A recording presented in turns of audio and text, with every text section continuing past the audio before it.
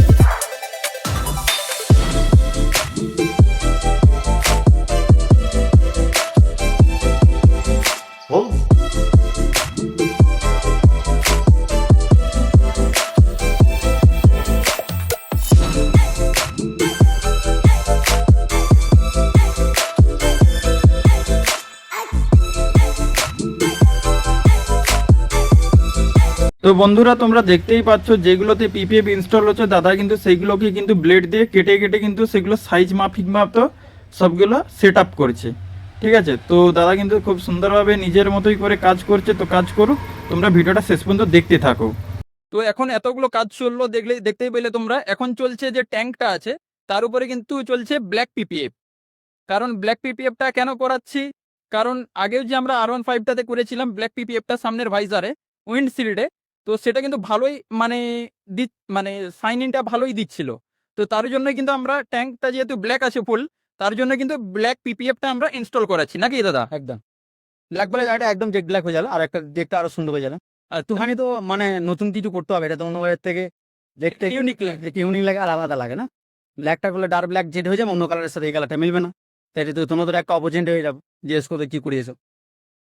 তো চলো কাজটা করতে থাকুক দাদা, এবং ভিডিওটা তোমরা বিনা স্কিপ করে ফুল ভিডিওটা দেখতে থাকো। ভিডিওটা কিন্তু খুবই ইনফরমেটিভ এবং কিন্তু খুবই কাজে দেবে তোমাদের, যদি ইন ফিউচার যদি তোমরা কোনো জায়গাতে কাজ করাও বা এই ডিটেলিং স্টোরিতে তোমরা যদি আসো, তোমাদের কিন্তু এই জিনিসটা খুবই কাজে দেবে, যে কীরকম ভাবে কাজ করালে না হয়, কি হয় না হয়, সেগুলো কিন্তু তোমরা বুঝতে পারবে এবং নিজেরা করাতে পারবে।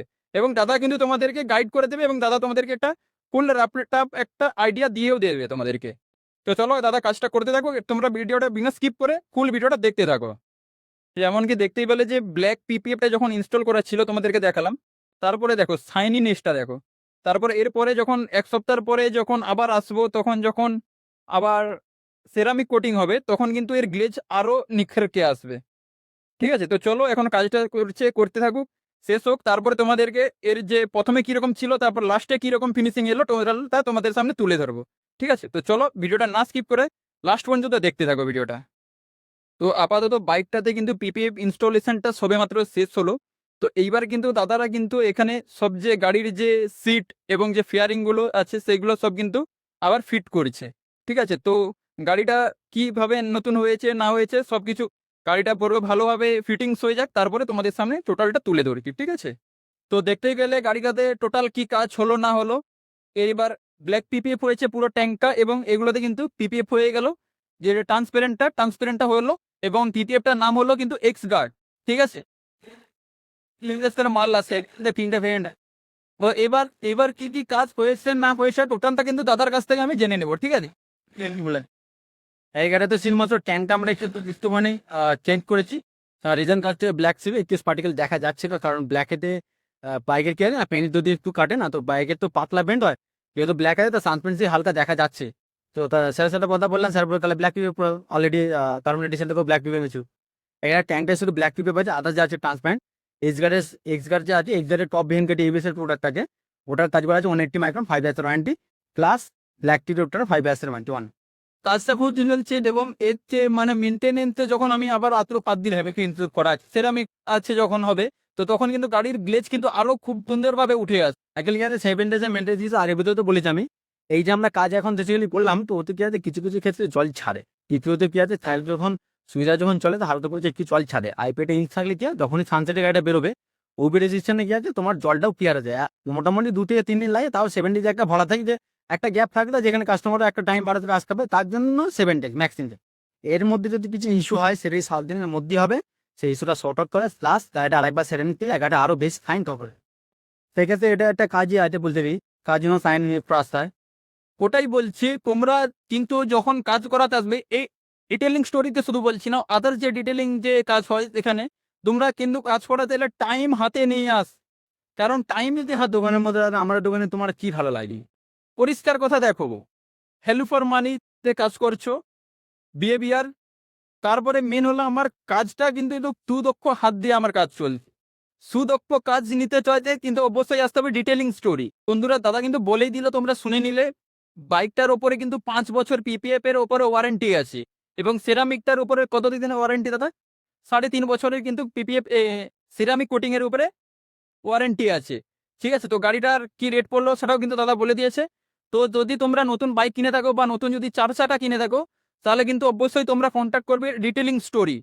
এবং এই ডিটেলিং স্টোরি কিন্তু যদি বাইকের কাজ করাও তাহলে তোমাকে শপে ভিজিট করতে হবে, এবং যদি 4 হুইলারের কাজ করাও তাহলে কিন্তু বাড়িতে কিন্তু ডোর স্টেপ, মানে আপনার দরজা খুলবেন দাদা কিন্তু হাজির হয়ে যাবে, যেখানেই হোক না কেন। পুরো ওয়েস্ট বেঙ্গলের ভেতর তো, পুরো ওয়েস্ট বেঙ্গলের ভেতর কিন্তু যেখানেই হবে কিন্তু দাদা চলে আসে।